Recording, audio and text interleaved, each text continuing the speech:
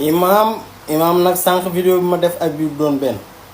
ndax damaa seetaantoon émission ba mu yegg imaam léegi damaa seetaan émission bi yëpp. Imaam Dramé dégg naa ci sa kàddu nga ni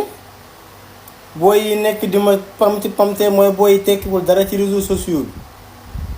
bi imaam ku fàtte la falal fo léegi ñëw de imaam booy yi nga ñëpp am quarante imaam man sama place laa tëj daw dem ba Kaolack vote ji ñibbisiwaat ñal benn imaam ñaareel bi ay booy yi tekkiwul dara boo yooyu noonu ñoo fal Sonko ñoo fal projet bi projet bu dee dañ ko voté à 54% jàppal ni 40% ay booy yooyu ñoo ko voté ak sacrifice bu garaaw nag parce que kenn ku ci ne dangaa bàyyi li nga doon def déplacé wu dem voté ji